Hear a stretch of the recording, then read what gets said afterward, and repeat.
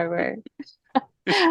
Oh, well, thanks everyone for joining us today with our Lunch and Learn. So we're going to go ahead and get started. And we want to really thank our Radio NIGP folks for joining us. We all love your feature every month. And so it's so exciting for you to be with us and help us kick off our procurement month. We did this last year and it was really well received. We really enjoyed it. So thank you. We're going to go ahead and get some housekeeping stuff over. And then I'm turning it over to you, Victor, I think, for the rest after we get some of this housekeeping stuff taken care of. So for those of you from Washington, or if not, some of these might be of interest, but we do have some upcoming events. The ones that I want to really highlight is, I think March 20th is our March Procurement Summit. It is virtual this year, and the FBI will be joining us to do their traditional, I think we have them every 3 years, but they'll be joining us to talk about their anti-public corruption division, and they usually highlight one case, and that is always very fascinating to get lessons learned from our FBI folks. So join us for that. And I know that they're going to be going over the strategic plan, and then there'll be a whole section patterned after question of the day, David Nash's question of the day. And so that should be a lot of fun for everyone to participate in. Hope to see you then. And then we have a number of classes with NIGP coming up. And then we also have our Emerging Professional Roundtable, March 14th, just got moved before we were able to update this. I believe it's the 28th now. Is that right, Jenny? Yeah, so March 14th is also the Northwest Alliance, or Alliance Northwest Reverse Trade Show. So we did just move that in honor to allow folks to attend that. So, all right. I think just a quick reminder for those of you who are joining us for the first time or don't use Zoom very often, please make sure you're muted. Not you, Radio NIGP folks, but the rest. And then if you want credit for attending, please go ahead and make sure that your participant name is your full name. And then, Victor, how do you guys want to take questions if they come up? Do you want to take them as they come up, or do you want folks to put it in chat and have us kind of help monitor? I would say chat, and if they want to, you want to weigh in with a comment or question, just unmute, come on with your camera. Okay. That's how we roll with our meetings. Is somebody has a question or comments, we're usually the first ones to hear it. All right, sounds great. All right, so I think I'm turning this over to you. Just like that. Just like that. I appreciate that very much. Good morning and good afternoon for our guests. No, it's good afternoon for everyone now. Sorry, we started in the AM, now we're in the PM here in the Pacific Northwest. Thank you so much for being here today to our Lunch and Learn. And look at me, I'm already kicking into my radio abilities here from our meeting this morning with Radio NIGP, who are represented so well here today. And we're going to be talking about our topic for the last 2 months is loyalty to the profession, and we'll jump in that in just a little bit before we do that with our topics for today. But let's go around our roster with our Radio NIGP talent and staff. And Tara, since you are the lone lady here today from our group, could you start with your introductions? What would you like me to introduce myself as? Like, usually there's a prompt, right? That's okay. Who you are, where you work, and what you do with the show. So I'm Tara Acton. I'm the procurement director for Mojave County in Kingman, Arizona. And I am officially on the Hot Topics team with Kevin, who's also on the call here today. And I think I answered all the things. You did very well. Mr. Walton, would you weigh in, please? Yeah, hi there, everyone. I'm John Walton. I'm just south of you in Salem, Oregon, and I'm on the Radio NIGP staff and typically work with a couple of others to do what's called the Legally Speaking segment. Very good. And doing the alphabet, Keith. Well, I can do the alphabet, yes, but my name is Keith Platts. I'm the Way to Grow segment leader for Radio NIGP, and I'm coming to you from way south of you and very far east of you too, in sunny, but today it's rainy Florida. Very good. And last but not least, Mr. Kevin, would you weigh in, please? Kevin Yin. I'm the director of contracts and procurement here at San Mateo County Transit District, and that is in the Bay Area here in California. Perfect. Thank you very much. As I mentioned, we meet every Wednesday morning, and today we're putting the final touches on the different segments that are coming out in the March show, with, of course, March being procurement month. We'll feature some great stories in regards to what National NIGP members are doing to celebrate, and that'll be coming out hopefully next week if we get all the videos submitted in time. So look forward to that. But we're talking about the last 2 months shows where we talked about loyalty to the profession. And last month specifically, we touched on recruiting and retaining professions or professionals in our profession. And when we say loyalty to the profession with procurement and in general, there's usually not a problem with loyalty to the profession. It's more of loyalty to the office in regards to issues moving up, getting a new job. And well, let's just start with that, with current status in regards to issues that we're experiencing in the office. John, let's start with you. And staffing is a challenge these days. What would you say? Well, it's lovely that we're talking. I will talk about staffing. It occurs to me that when we talk about talent management, we talk about loyalty to the profession, we talk about getting a seat at the table, all these issues are all connected, right? They're just different aspects or ways to come at what is turning into a big unified discussion. That's what the radio NIGP staff keeps discovering.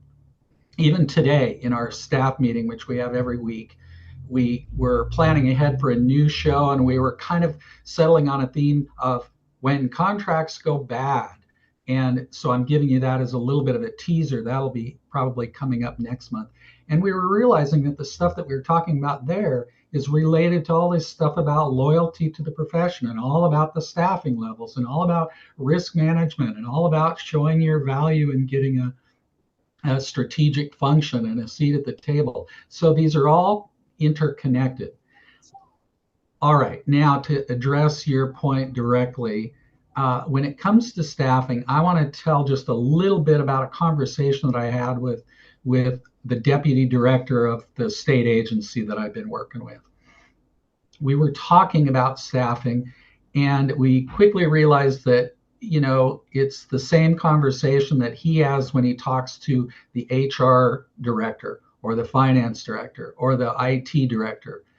Those folks and us in procurement, we're not frontline program staff interacting with the outside world typically. We're more of a support function. So we're like all those. And the managers in an organization who are in charge of those different functions, they're all talking about what's the right level of staffing. And mostly they're saying, I'd love to have more resources. I'd love to have more people. I need talented people, and I need enough of them. Those two things. And sometimes a function would fall behind and be under-resourced. And eventually the executives would go, oh, you know what? HR doesn't have enough people. We can't even fill new positions because we don't have enough people back there working in HR. We got to start hiring more HR specialists. And eventually, sometimes I think they get carried away and they end up building an HR kingdom back there. And it's like, well, wait a minute. What about us over in procurement? When's our turn to build our kingdom? When do we get enough staff? So I was talking about this with this deputy director, and I was saying, what do you think? How do you think about the right level of staffing? And he goes, well, it's kind of a Goldilocks thing. I don't want to have so many people that you're sitting around twiddling your thumbs, and I don't want to have so few people that you guys are just always behind the 8 ball. You're always playing catch up. You're always swamped. I want it kind of right in between, and knowing that your workload is going to fluctuate a little bit. There's probably going to be times where you are swamped, but then hopefully you'll hit a dip and you'll be able to catch up. And that's what I think is the right level.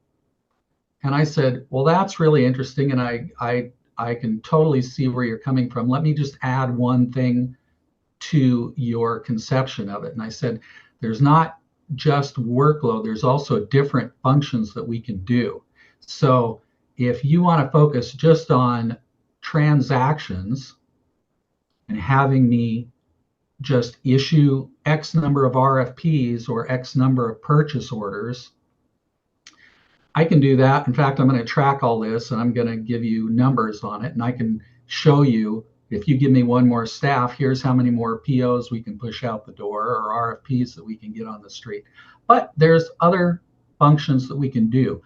In procurement, we would like to have more of a strategic role in the organization, and we can provide value to the organization in ways that if we have enough resources, enough capacity, and enough talent, enough bodies, we can work with folks from the very start of an idea that leads to a procurement, and we can help advise people. We can be internal consultants that advise program folks on their program needs. Then it comes to the middle where we end up saying, okay, we've looked at the alternatives, we've talked about risk mitigation, now let's go out and procure this kind of thing.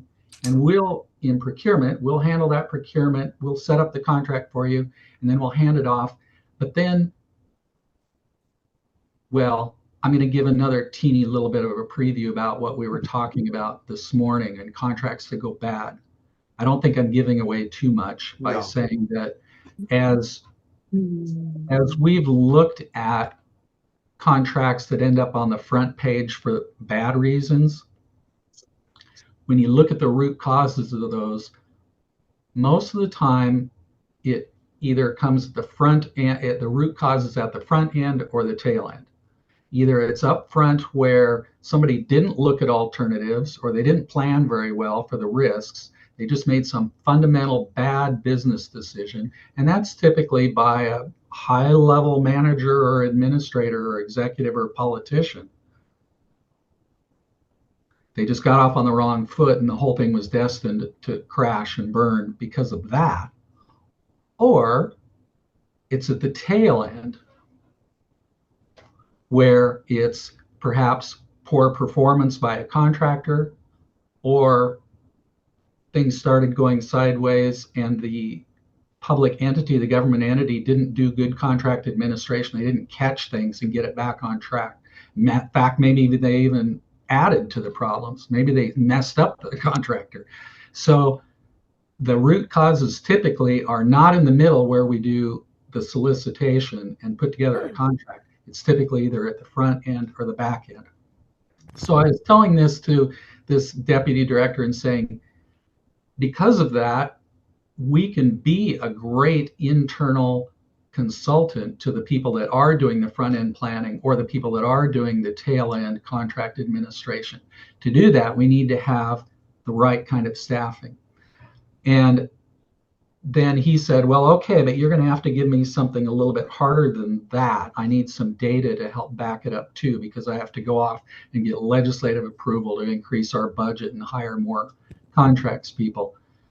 Victor and I were talking about this the other day, just a little bit. And the way it worked in my agency was I had to put together enough of a workload tracking mechanism to be able to give them that data to support a request for new positions. And when you track enough of it, I could, with a simple system that we had at my agency, it wasn't terribly sophisticated, but we ran it for long enough and we could say, on average, here's how many requests that we're getting. Notice that it's slowly ramping up year after year. The demand is growing a little bit, not dramatically, but a little bit more. Here's what our staffing is. Here's the average number of transactions handled by our procurement staff. And here's the average turnaround time, since that's one of the data points that people are so interested in. How fast can I get something? And I'd say, well, and I'll break it down for you. If we're talking about an RFP, I can give you the average figures for an RFP. And if it's a purchase order, I can give you the average for that and everything else in between. And it's lovely if you have enough data even that you can show them more detailed patterns. For instance, in my data, it showed that if, let's say, an RFP takes an average of 32 days, just making that up. Actually, we were pretty close to that average at one point. And I would say, notice though, that hardly any of our RFPs actually take 32 days. 2/3 of them go much faster than that. They're more like 7 days or 14 days. And then 1/3 of them take much longer than that. You mathematically average those out and you end up with 32. But see, a lot of them happen pretty quick and a few of them take a long time. And those are the juicy ones, by the way, right? Why does it take so long? Is it really complex? Is it because we didn't have the right staff? Did the staff not know what they were doing? Did the program people not know? So there's some juiciness to be looking into there. But that kind of data is what the executive was saying. Yes, that's exactly what I need. If I give you one more staff person, what's that going to likely do to the average? Or what's it going to do in helping you build better relationships throughout the agency and provide that consulting service to our internal clients the way that you're talking about? What would I actually get if I give you one more person? So that's about, I've said way too much. That's all I'm going to say. Now remember, John does legally speaking, and just take that into consideration. Tara, thank you for having your hand up. I'm going to come to you in just a second. I know the blood went out of your hand and you had to lower it. Ginny, hold on one second. And Keith, I was going to ask you more to expand upon what your perceived issues with not being a strategic partner. But Tara, you had a thought. Let's go with you first. Yeah, I actually had to take notes because I was like, oh man, John's making me think so many things right now. My first one was, I almost want like a show of hands for the people in the group. How many of you feel like you're over-resourced? Like in procurement, that is not a problem. And so, John, I love that you talk through like, here's some data points so that we can speak the language of the people that get to make the decisions. But ultimately, our problem is we can't find the people to fill the vacancies. So there's not people that are skilled in the area that we work in. So even if we have the positions assigned, we're having a hard time filling them. None of us are sitting around twiddling our thumbs. So it's a whole nother. That was part of my little story to him. I said, by the way, Deputy, you can influence. Here's what happens. There's not enough talented people, just as Tara said. We're all ending up trying to attract talent, and often we do it by poaching from another government entity, right?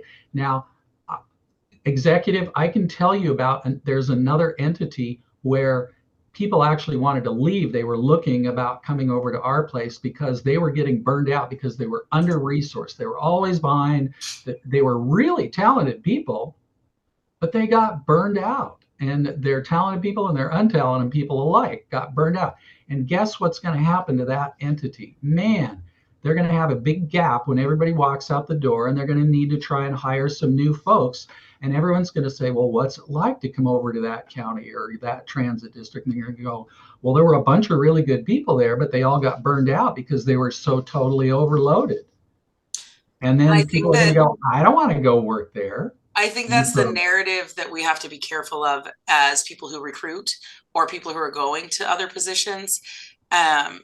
It's really tough to like see these organizations that used to be the cutting edge of procurement, or they had the greatest culture, and because their upper management just doesn't value them, they're not resourcing them, they're not taking care of them, it's going to be relegated to a clerical function. And the reality is their upper management is okay with that.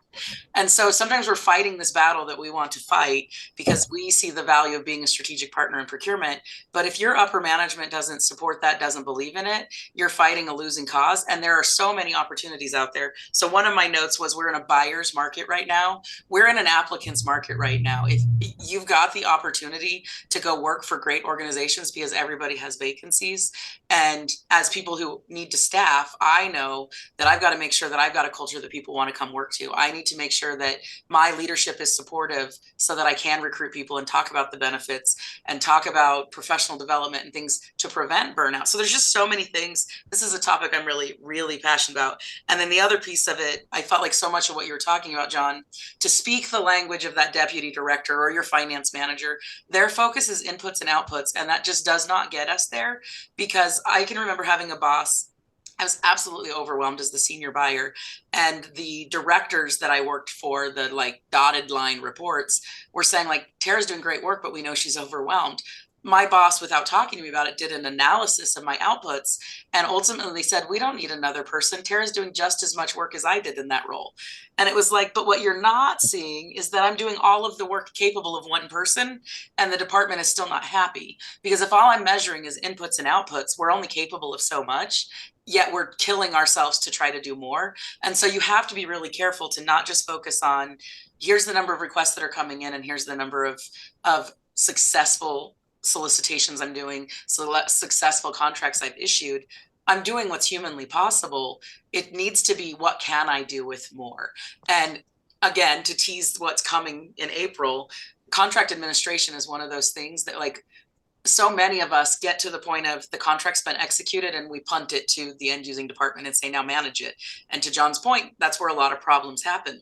If I had more staff, I can guarantee we won't be twiddling our thumbs during the slow times. We'll be actually helping with contract administration. We'll be more proactive in that process. So I think those are all things we need to control the narrative. So, and I hope, Tara, that you actually talked to that person that thought that, oh, yeah, Tara's doing fine. And if that person didn't listen, that you've used the power of your 2 feet. I did. And yet yeah, I'm back. So there you go. So we always have that power, the power of 2 feet. Yeah.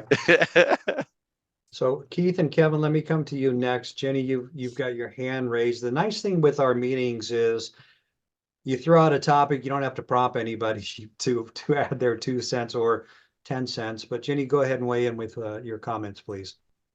Yeah, no, thank you, first of all, John and Tara, for all those comments, because that's definitely, I've been in both, I've worked for this county now, and I've been in both the central and decentral as an experience. I don't think I've ever had that in my career. And so I can hear it on both sides, right? So currently in the decentral, all we do is we still have the title of contract specialist, but we are responsible for the contract administration. And that right there, getting here, I was asking the current staff, did you get the training from Central, proper training from Central? And the answer is no. And so because I came from Central, I am now educating them on what is happening on that side of the shop and applying it to them. So I think because of all of that knowledge I brought in, I am now a strategic partner. I'm seen as a strategic partner right off the gate. And so to me, that's a good thing. But that means there's still a lot of work from Central. They're having their own struggles. The issue that they're having and is that with their internal resources, which is already starting to get depleted, is they're also poaching from each other. So when someone leaves, they take from another section of the same group. So that's not really bringing new talent in, right? It's just shuffling people around. I actually invited one of the supervisors to come on to this meeting, but unfortunately he was sent away for a family emergency. And so I said, it'll be recorded, so I'll try to represent. But I think those are the dilemmas that we have, is not enough. The budget obviously is a big thing. I had this conversation yesterday with HR. We are understaffed, they know that. But can we ask for more staff? And she's saying, well, if the general fund is having a struggle with their budget, how do we justify being able to, you as an agency department, be able to tap into that budget? So I was like, oh, okay. So they have their hands tied as well. So I think at the end of the day, this affects everything from HR to the leadership. But I think the commonality at the end of the day is we need to communicate that and just be transparent as to what is the issue and what's, not that I'm I can't do anything. It really is like, this is the situation and let it be. But how can we create a culture where we're not giving up as leaders for them, that we'll continue to fight for the worker bees, to ensure that they don't get burnt out, because that's where everybody's at. Yeah, Yeah. I know. I'm sorry. So Keith, let's get your comments real quick in the negative perceived sense of procurement. And then we need to step in with some tips, guidance on how to switch that. And we'll all have comments and experiences in that. But Keith, why don't you weigh in regards to issues with being seen as a strategic partner? Well, I think it's critical that you be seen as a strategic partner. So even and when we talk about being strategic in our operation, it's that we're not sitting in the executive team meetings with all of the individual directors. And that's because we have a particular leader of the city manager who believes that everything needs to be run through a chain of command. Not uncommon. And so what we struggle with is getting access to where we need to get the access. So the way to counter that is every day to look at different methodologies that we can add additional value to the process. We need to trumpet our successes, for example. When we save a lot of money, we need to herald that. When we have, through something we've done, bring in revenue, we have a few revenue contracts. We're a lead agency for an Omnia Partners contract, so that brings in some revenue every year. We get rebates back from our bank for using our P cards, so forth and so on. We need to be sure that we herald that.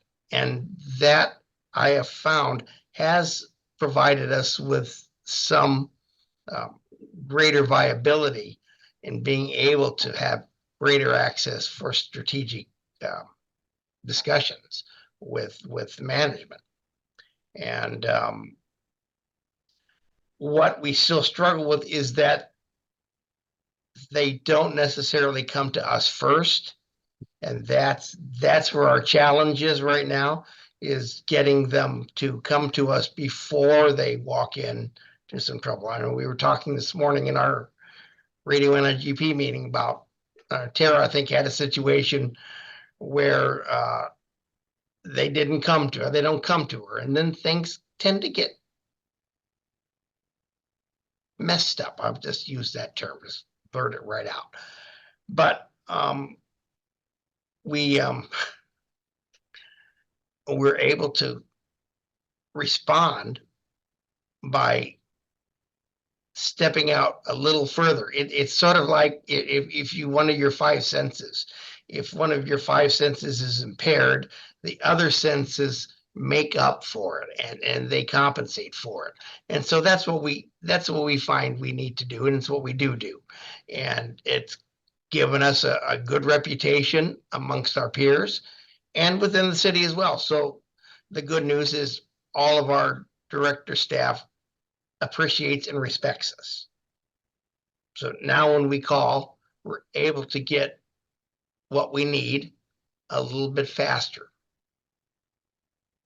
That's good. And John was talking about a conversation that we had, and one thing that he brought up was stopping the cycle of burnout, people leaving, replacing an entire office or a majority of it, keeping on the barnacle that just won't go away. And you can't really scrape barnacles off the boat.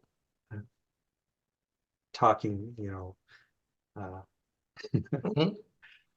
I like what I see in the chat, though. There's good comments from Maya and Tara and Stacy, that it's sort of you have to keep at it. It's a campaign. You have to cultivate relationships over time. I don't think anybody would have a magic solution for how to get a seat at the table, how to be seen as strategic. It's a multifaceted campaign over time. So I'll leave it at that. Well, ultimately, Tara, sorry, you have your hands up. Go ahead. But I've talked too much, so you go first. Well, ultimately, thank you.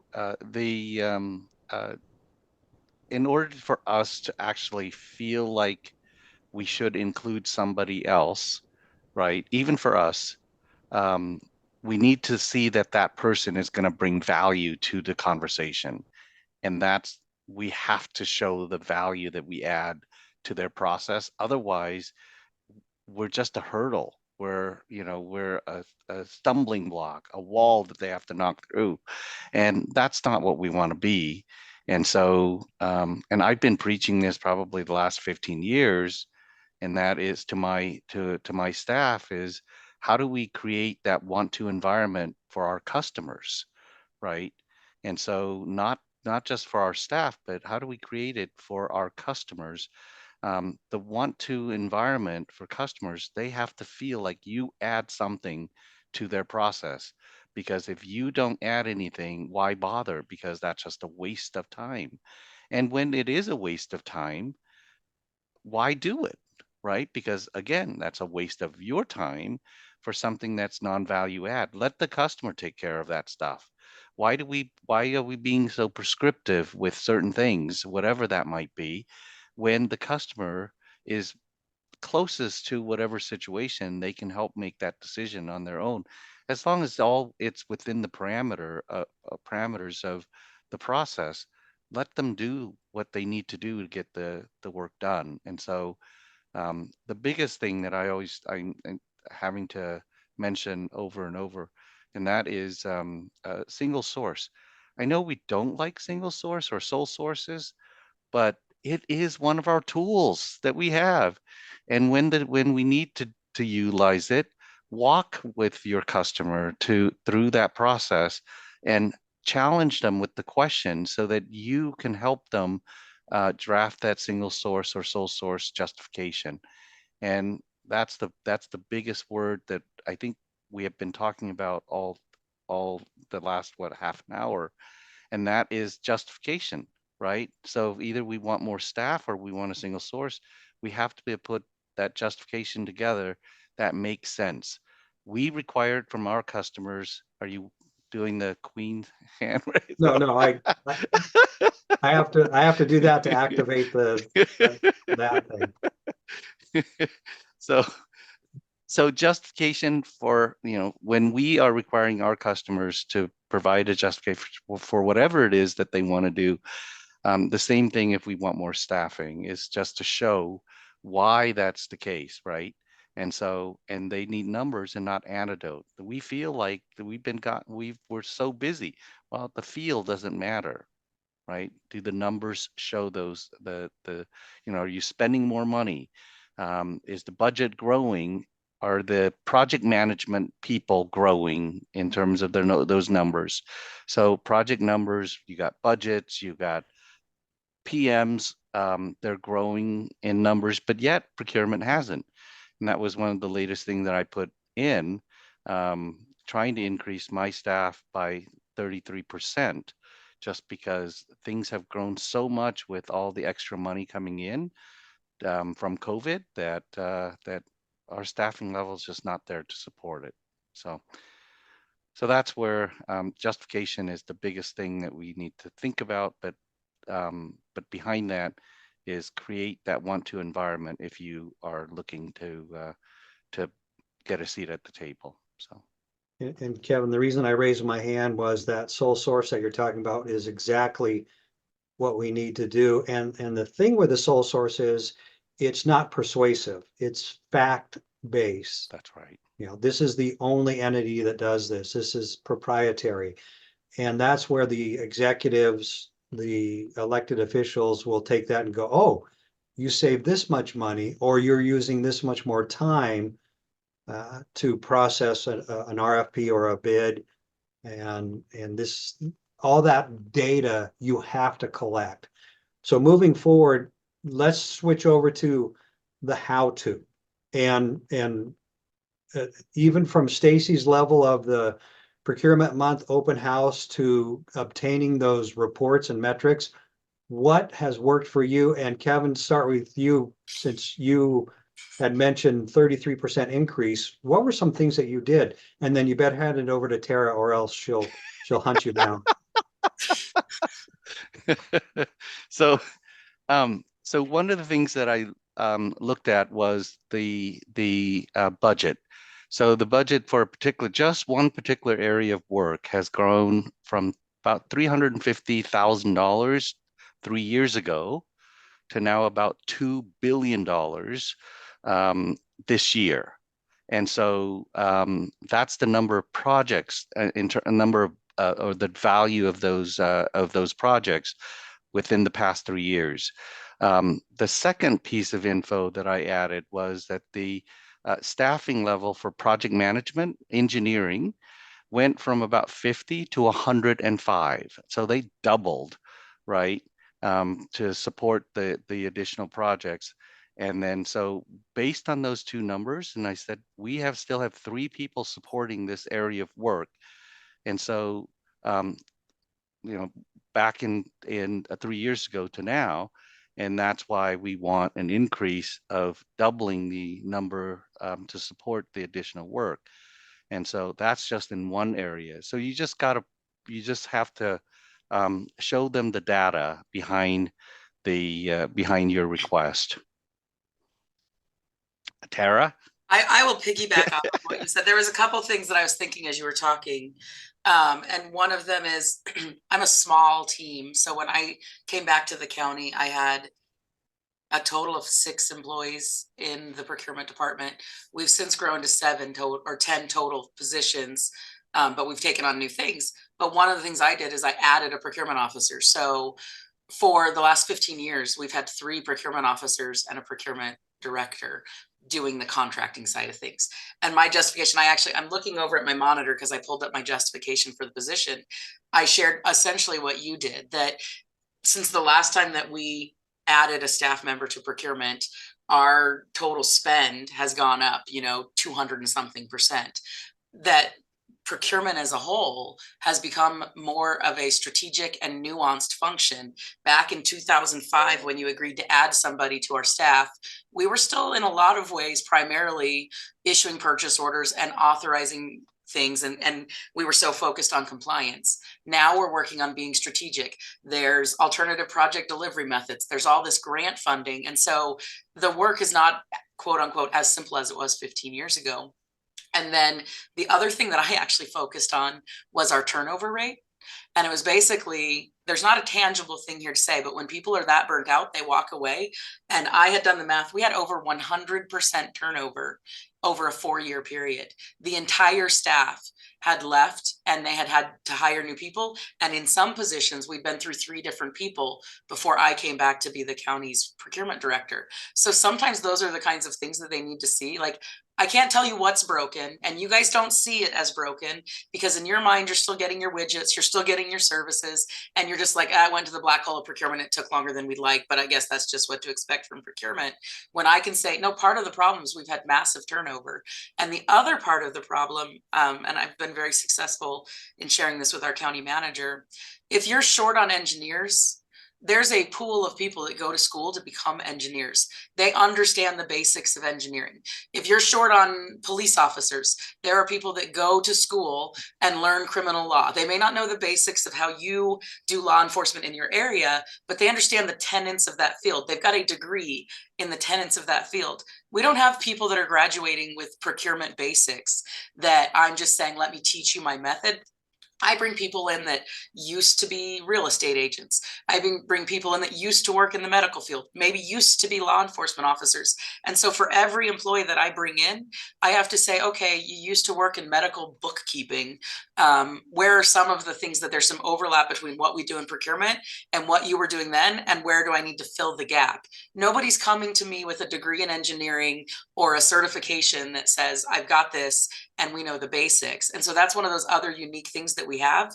My staff now, I mean, I've got amazing people, and they legitimately are former real estate, former medical, former whatever. We can teach the procurement stuff, but there is a learning curve. And the scary thing when you're dealing with burnout is if you're an agency that doesn't support your staff or people are burning out, they come to you, they learn the basics, they get certified, and now they're marketable to all these other organizations. That's been the thing I'm combating is why would they stay and work with me if they can go work a remote job somewhere else and make 50% more? I was just their training ground. Okay, I'll stop. Well, then, Tara, let me return back to that. If you're training, I've always been taught that if I'm working for someone, their intention is to train me out of that job into something better. But with retention and that loyalty, how do you get funding to get that certification and training for ongoing improvement? Our training budget was taken away from us last year, and the only thing we can attend are free webinars here at the Washington chapter and nationally to get any type, or we got to pay for it ourselves. So I would say, like, I could see two approaches here. One is encourage involvement with your chapter. Even if you don't have training, get involved with the chapter, volunteer. You know my thoughts on that, Victor. And the other, like, if you don't have the budget and your agency is not willing to give the budget, then get involved with your chapter, because if you are involved, one of the rewards of strong involvement with your chapter is scholarship opportunities to help pay for things. The other thing I would say is if you really enjoy this career and this profession, find a way to fund it yourself. I will tell you, my agency, because of budget constraints, has said no more travel. They're allowing us to do training, and so we're doing as much virtual as possible. If I go to Forum, and I'm planning to go to Forum, I will be funding it personally. And I'm modeling that from the top down, that if it matters enough to me, I will try to find a way. Does it mean that I might be bunking with a friend because I can't afford to do the hotel for 5 days straight? Does it mean that I might be using points to fly there? Like, there's all these things that you can do to be creative. There's always a choice. And I know that for some people, it may not feel like a choice and those aren't options, but just realize that you have a choice and you have to invest in yourself. And I think the other piece of that, of what you were talking about, is campaigning the value that we bring. Our board has said they want to freeze travel. Our board has said that we need to reduce our training budget. But my county manager, I've said to him, I've got all new employees. My longest tenured employee has 5 years. I've been back with the county for 4 years. Training is not an option for us. So trust me to use my training dollars wisely. But if I don't train them, there's a much greater cost to you, county, because you're going to have people that have no idea what they're doing the work. And then that's when you end up in the $3 million lawsuits. So give my small team $10,000 for training this year, or be prepared to deal with the fact that you're going to have millions of dollars in lawsuits when we screw it up. And I think that's the sad thing in government. Oftentimes things don't get fixed until they're fully broken. And in procurement, we're such public servants. We have that servant heart that we do everything in our power to be the duck. We look smooth above the surface and we're paddling like crazy under the water. And so upper management doesn't see that we're broken, because we're doing everything we can to appear professional and not broken. And until it's broken, it doesn't get fixed. So. Yeah, and I think that's perfect. And for those who didn't hear me say earlier, remember, you have the power of your 2 feet. So you don't have to stay with an agency that doesn't care about you. You don't have to stay with an agency that doesn't listen to you. So I would say put yourself out there and control your own destiny. And so there's lots of people out there that would want you, including, I'll say it, including my agency. So, and my biggest thing when I came on board is I wanted to make sure that, because as a certified NIGP trainer, I want to make sure that folks have an opportunity to go learn when they want to learn, right? And so I want to have that budget. And I remember when I came on board, so we have about 20 people on staff. Hopefully soon to grow. We're growing to about 24 as of last budget, but we're still trying to hire those people because they're vacant positions. And then hopefully it'll grow to about 30 something in the next year or so. Just because we just have so much work that we need the staffing to support it. But um, back to the training part, it started with $5,000, and when I asked to have that increased, their message to me was you'll never use it because no one goes to training from your group. And I said that I'm just surprised by that because I've not been at an agency where people don't want to be trained. They don't want to grow, right? There's some people that will say, I'm happy doing what I do and I don't need to go. But a lot of people well, a lot of others will actually want to be, to grow in their profession. And so the agreement was that I will continue to spend training dollars, even if it goes above my budget, and they'll find the money if I overspend. I did overspend. So the next year I asked for it again. So from $5,000 to $20,000 for training, about $1,000 per staff per FTE. And they said, we'll give you 10,000. And again, I overspent. And so last year, this year, I want to say that is now at 20,000 as I have requested. I can't see my budget right now, but anyway, it's somewhere there. So, but I'm going to continue to overspend just because I know that we'll need it. But spend responsibly, right? We're not just going to willy-nilly just throwing money away, but I want to send people. The biggest issue, and this is my pet peeve, is people tend to send. So California has CAPO, which is like the major chapters, right? But chapter of NIGP, but CAPO never became a chapter of NIGP. They're still an independent professional organization, and so all the California agencies tend to send folks to CAPO, and when they do, they send them by the day instead of for the whole 4 days or 5 days of event. And then the main purpose behind it is to cut costs and send more people. And so I had to explain that that's not the intent or the purpose of conferences. It's to network, to just absorb and be in the same room with all of these professionals. If they don't experience this type of collaboration, of this of this, the impact, the full impact of the conference, it's worthless, because learning could be done in many other ways, but the whole purpose of attending a conference is just and that changed some thinking in terms of the budget, right? In terms of how we're going to send people. Instead of sending, all 20, we're going to send just 5, right? And then that way they get the full experience, and that's the value of attending the conference. It's just anyway. So that took a little bit of discussion and even challenging the mindset of staff, to understand that there is a value of attending conferences. It's not about the classes, it's about the networking, getting the connection that you need, so that when you have questions, when you need answers, you could reach out to those people that you have connected with at these events. So, John?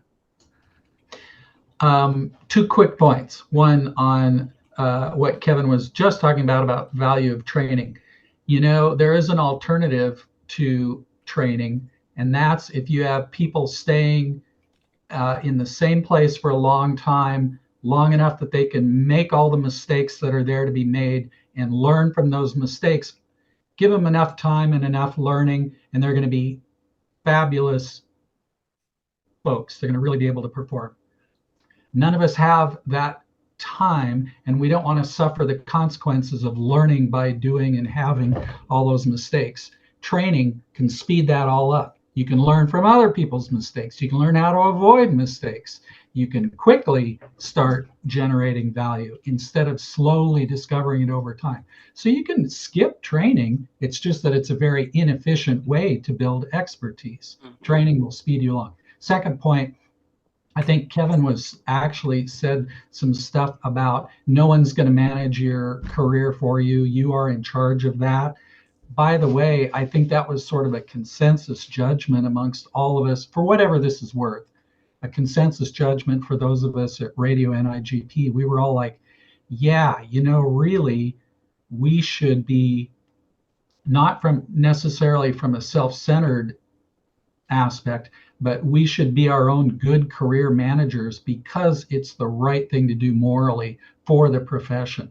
If I'm not growing in one area, if I'm not able to contribute, then I should move to a different agency. I should go somewhere else where I can learn more and contribute more, because we all thought that's what we meant by loyalty to the profession, because in the end, we're serving the public by doing the best that we can. Good points, John. It's something I wanted to just share with everyone in regards to how to promote yourself, how to promote your office, includes some previous competency studies from NIGP. Those are available on NIGP, including previous benchmark studies that are available, again, for resource purposes to better yourself or find out how you can make your office more attractive. There is a current benchmark survey being done right now. Marquita just posted this on LinkedIn yesterday or day before. You need to send her a private message to get the link. It's not being promoted at this time, but it'd be good to participate and then get that information for yourself to move forward. And then for those metrics, very excited that Tammy Rhymes is doing an RFP tracking project. So you have those metrics to show how much time an RFP takes, how much it's costing your office. The deadlines for that survey was yesterday or day before, and the University of Georgia is putting together that information for the survey. And I believe that's coming out in April.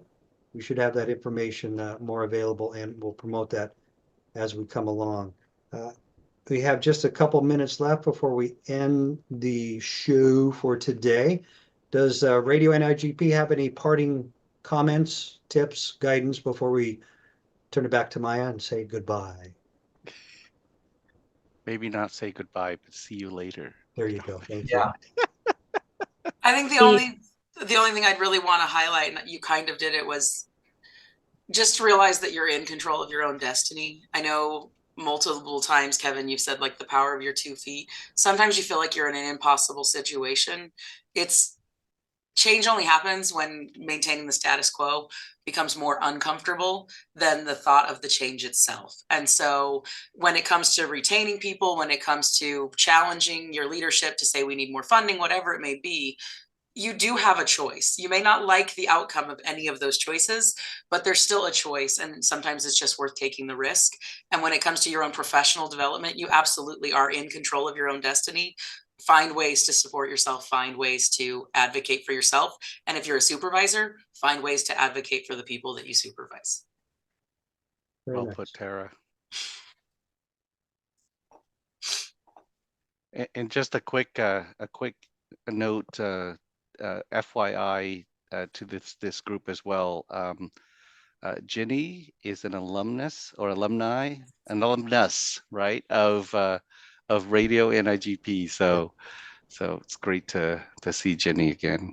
Yes. It's like, shouldn't we introduce her as quasi Radio NIGP? I think There so. Graduated Radio NIGP staff. So just Maya, give it back to you, but a reminder that the Radio NIGP shows can be found on YouTube. The next show should be out next week. It's usually the third Wednesday of each month, and always looking for new ideas and possibly staff. If you're interested, you can reach out to me and I can give you some more information. Maya. Thank you. And thank you all so much for joining us. This was a fantastic session, and I've gotten some private comments to that effect as well. So thank you all for joining us. I love getting radio and NIGP when it drops. I feel like I know you all a lot better than you know me, just because I see you once a month and, I hear your thoughts and all that. And it's like, oh, I want to talk to you about that. But I literally want to have a conversation with you as you guys are doing that conversation. I want to join in. So for those of you who are not familiar with radio and NIGP, I would highly recommend that you do what Victor said and run up to run, don't walk, run to NIGP and get the link there for the YouTube. And you can watch a lot of those past episodes. So thank you all. For those of you in Washington, I hope you'll be joining us on March 20th for our March Summit virtually, and for those other events. And for those of you who are joining us from around the nation, I will see you in Charlotte, hopefully, in August. So thank you all and have a fantastic day.